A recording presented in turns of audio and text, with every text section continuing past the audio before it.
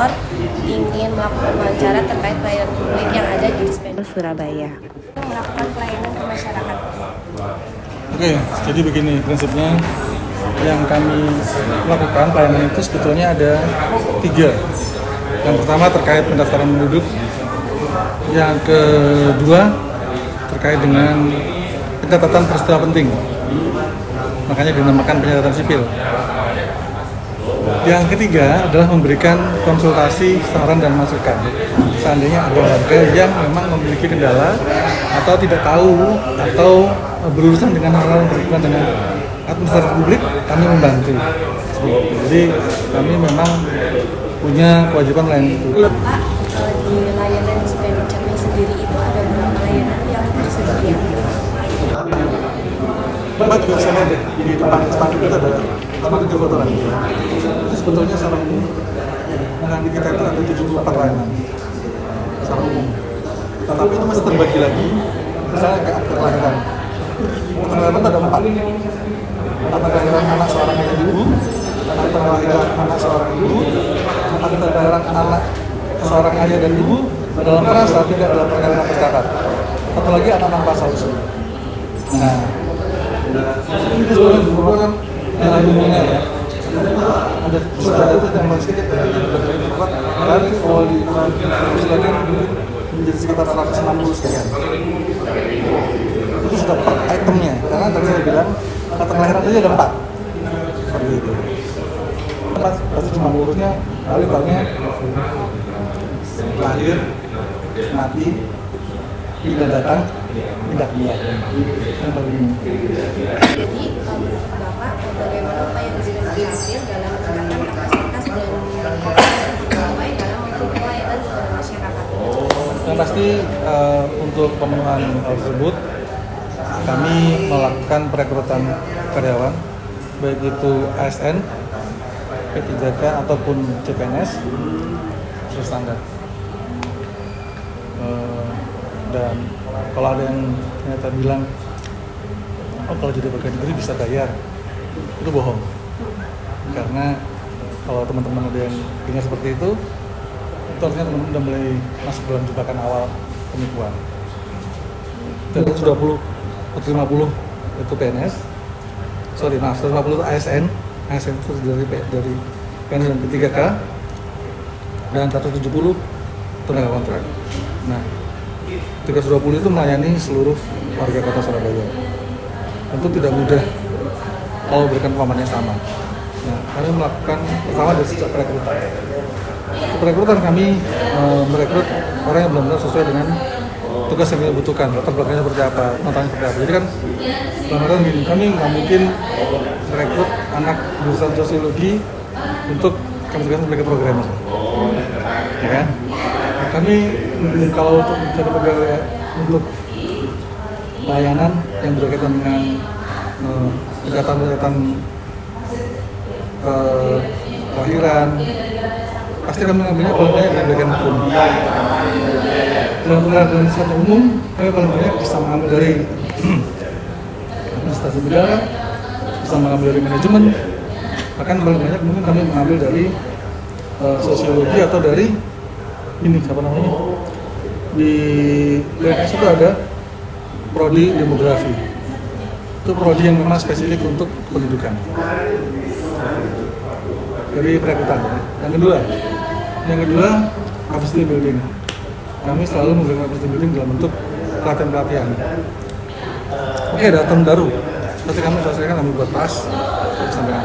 Kami juga mengundang akademisi atau kami datang ke ahlinya, misalnya kami datang ke SS untuk yang tim liputan, kami minta diberikan materi. Putar lagi bisa. Bahkan kami juga punya yang namanya RT Kalimasada, kawasan lingkungan masyarakat terbentuk. Kami mendekati dengan RT agar RT bisa membantu dengan kami di lapangan. Mereka juga kami kasih link ini, jadi mereka bisa lihat sendiri. Mereka bisa menginfokan ke warganya. Begini loh caranya bersatu induk. Yang kami tujuannya Kalimasada itu memang 3 tujuannya. Yang pertama membuat masyarakat sadar pentingnya induk. Yang kedua menjadi dewasa induk. Oh, kalau dia ngerti pentingnya nih, dia dewasa. Kalau dia dewasa itu dia jadi tertib admin induk. Dulu saya sebelum di Dukcapil rumah saya, kakak saya masih ikut kakak orang tua. Nggak jauh sih, satu kecamatan, cuma beda kelurahan aja. Setelah saya dukcapil, yang semula saya sadar adminduk, yang semula saya sadar adminduk dan dewasa adminduk, karena saya udah mulai kampus sendiri kan. Akhirnya saya jadi tertib adminduk, jadi memang tingkatannya seperti itu. Kayak yang sering terjadi kan sekarang tuh orang banyak alamat domisili sama alamat KTP-nya beda, ya kan? Padahal kalau di kami di Dukcapil itu nggak ada seperti itu. Alamat KTP itu ya alamat domisili. Jadi de facto kenyataannya dan de jure secara aturannya itu sama, harusnya begitu. Asas kami harusnya begitu. Adminduk ini dalam meningkatkan kualitas pelayanan publik dari instansi Dukcapil. Oke, jadi untuk pelayanan ini pasti ada dua. Yang pertama pasti faktor internal, dan yang kedua adalah faktor eksternal. Terkait dengan faktor internal, untuk penjamin mutu, pasti kamu harus membuat SOP yang standar.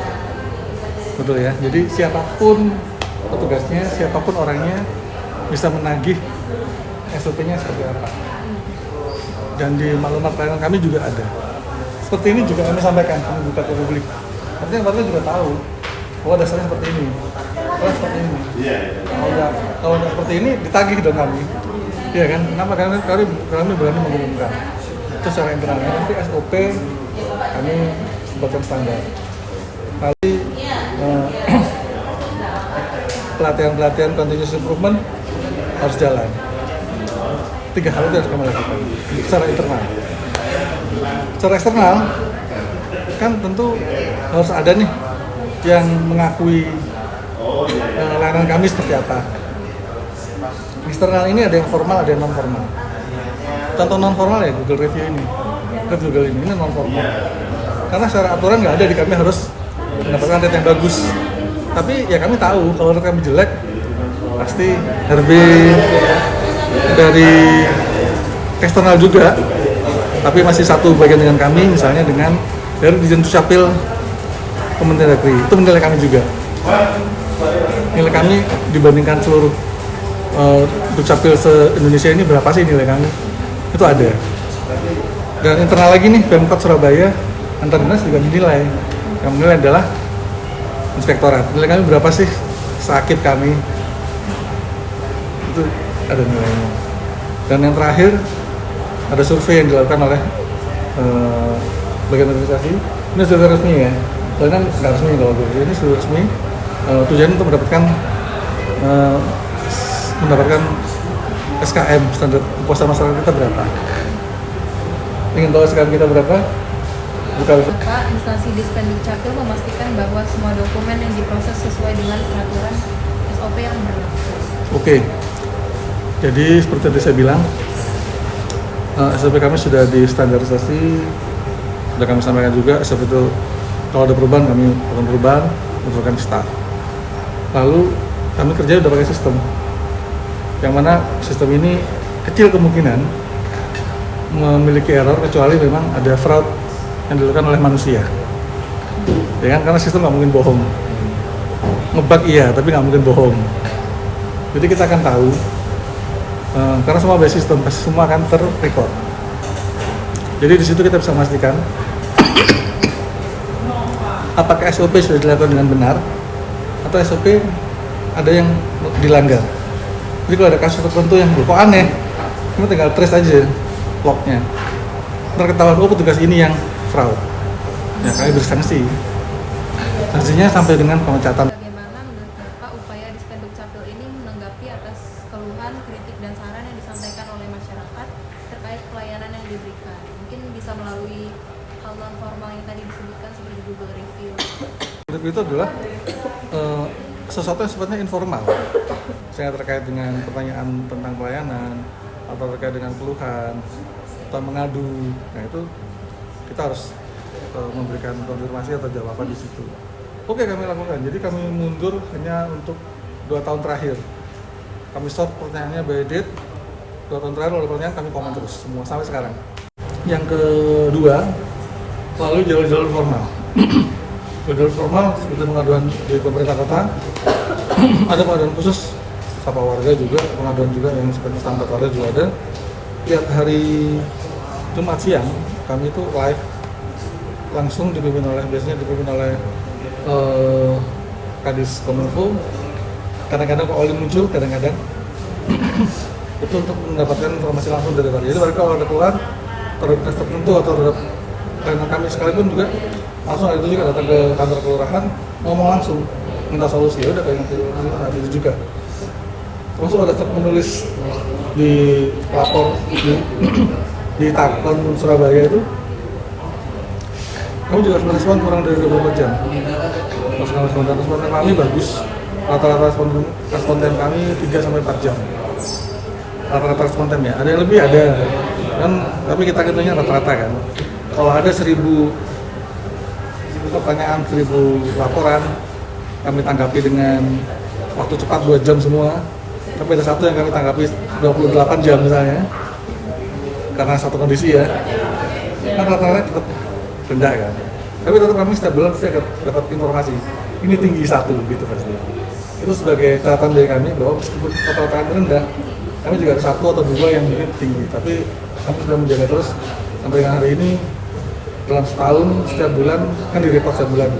Kalau nggak salah tahun ini baru ada 1 yang melebihi, karena baru ada 1 pertanyaan yang melebihi 24 jam. Rata-rata sih kalau sebulan kita dapat sekitar 1000 pertanyaan lah, hampir 1000 sekian, 1200, 1100 itu terjadi kurang dari 24 jam.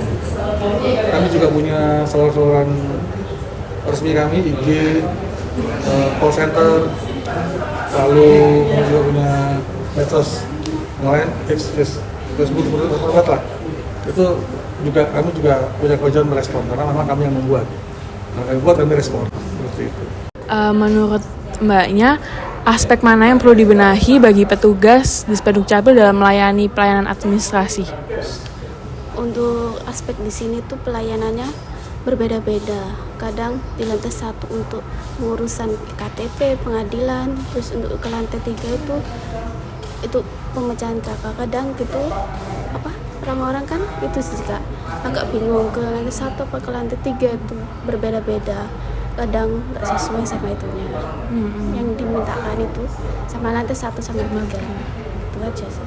Terus bagaimana kepuasan kakak terhadap pelayanan yang diberikan Dispenduk Capil? Untuk pelayanannya sih oke, cepat juga. Orangnya juga kayak komunikasinya juga cepat, pelayanannya cepat selesai juga. Jadi kakak puas terhadap? Iya, puas. Pelayanannya itu juga sudah enak gitu loh, sudah memadai, fasilitas ruang, terus untuk pelayanan mbak-mbaknya itu juga enak kalau melayani warga Surabaya itu. Oke, baik, terima kasih Bu atas waktunya.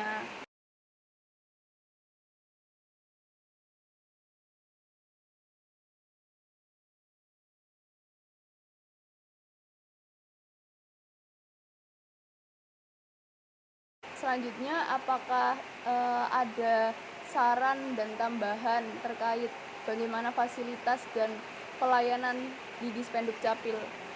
Untuk fasilitas di Dispenduk Capil Surabaya itu sudah bagus. Selanjutnya, apakah ada saran dan tambahan terkait bagaimana fasilitas dan pelayanan di Dispenduk Capil? Untuk fasilitas di Dispenduk Capil Surabaya itu sudah bagus.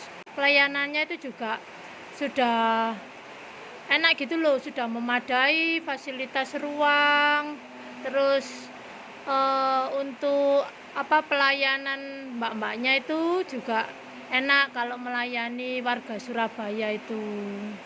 Oke, baik, terima kasih Bu atas waktunya.